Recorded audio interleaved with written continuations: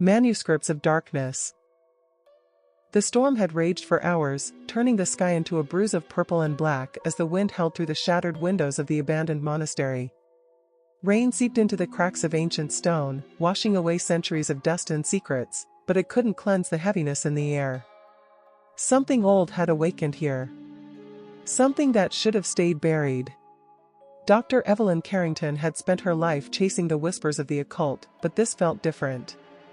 The parchment in her trembling hands was not merely old, it exuded a palpable cold, the ink appearing almost wet despite its undeniable age. Symbols twisted on the page, shapes that felt wrong even when she blinked, as if they shifted just out of sight. Her team had unearthed the manuscript beneath the stone altar, sealed in a lead box adorned with warnings in dead languages. Yet curiosity had proved stronger than caution. The first words she deciphered were almost poetic. To awaken the flesh is to bind the soul. Blood for life. Life for the void. A poetic fragment, she had thought. Metaphorical. Until Jonas cut his finger on a jagged corner of the box. The drop of blood had vanished into the parchment as though drunk by the page itself. And then, the whispering began. They had dismissed it at first: stress, paranoia, the isolation of working deep in the Carpathians with only candlelight and the howling storm outside. But when the first body stirred, its flesh reanimated yet wrong, Jonas stopped laughing.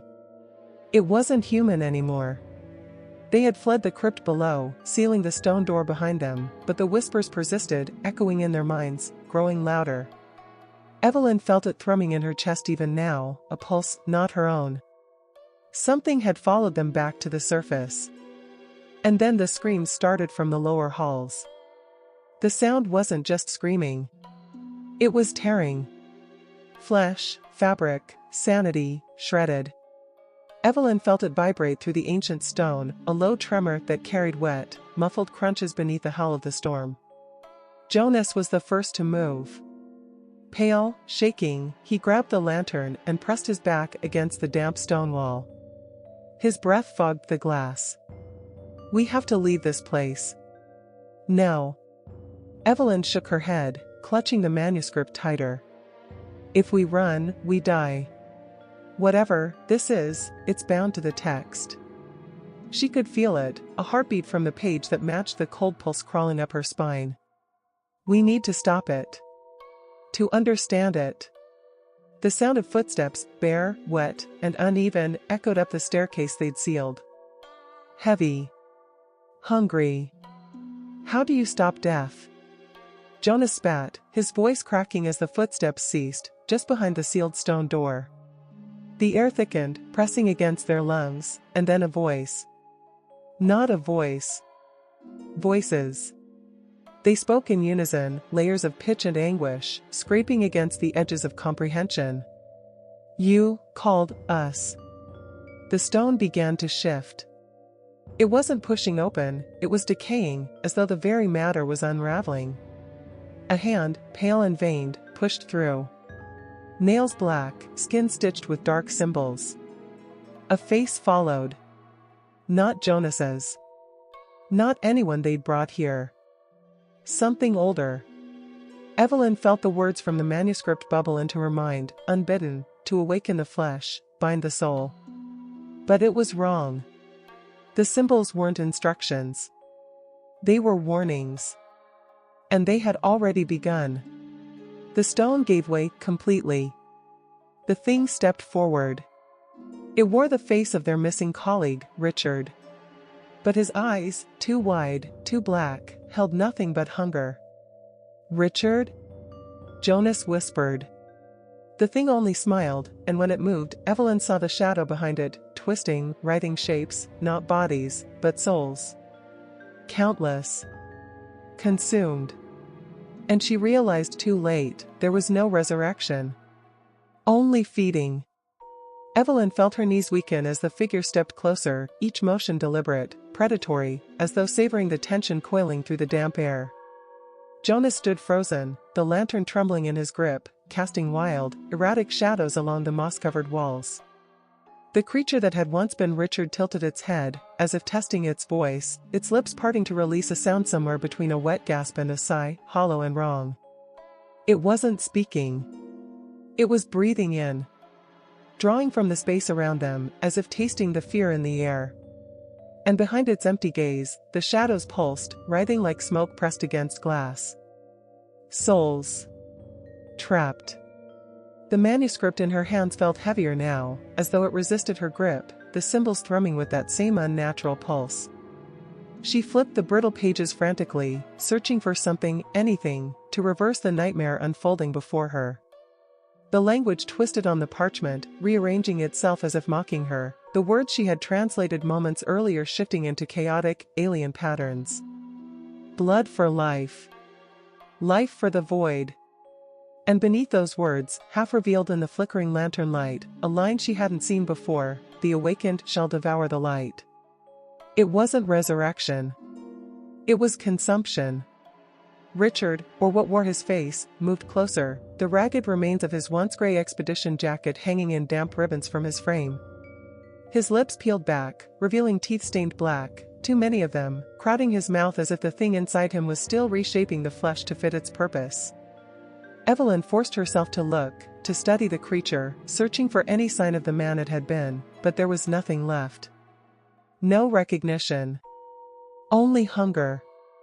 Jonas finally moved, hurling the lantern with a strangled cry. Glass shattered, and flames blossomed across the damp floor, casting frantic orange light that seemed to retreat from the creature rather than consume it. The shadows clung tighter to its form, and for a heartbeat, Evelyn swore she saw those same dark tendrils reaching toward the fire, drinking in its glow.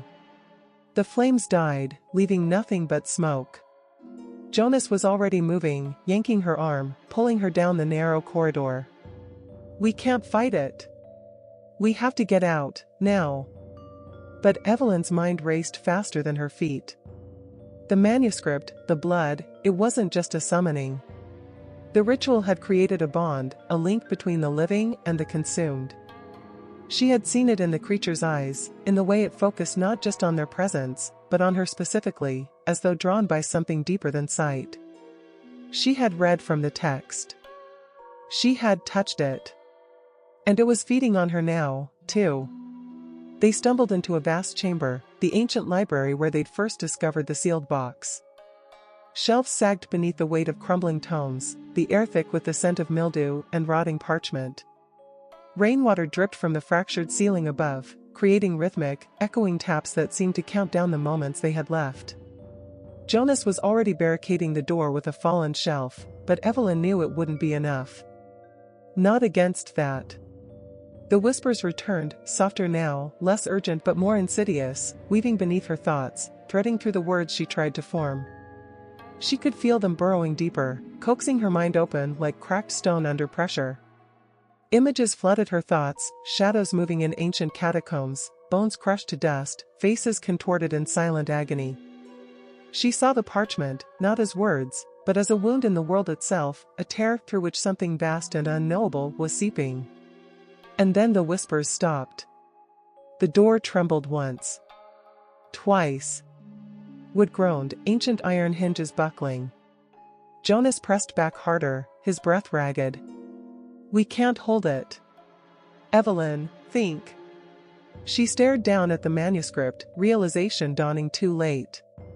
The symbols were alive. Not just metaphors, not just curses, but a tether. The blood on the page hadn't activated a spell. It had invited something. And now it wanted more than just their bodies. It wanted what lay beyond flesh. The door shattered inward. And something far worse than Richard stepped through. The figure that emerged was no longer bound by human form, though echoes of it clung to its shape like decaying remnants of flesh stretched over something far older. Its face had lost all traces of Richard, the skin pale and translucent, as though pulled too tight over a skull that wasn't quite the right shape. Black veins spidered from hollow, sunken eyes that drank the lantern's dying glow rather than reflected it.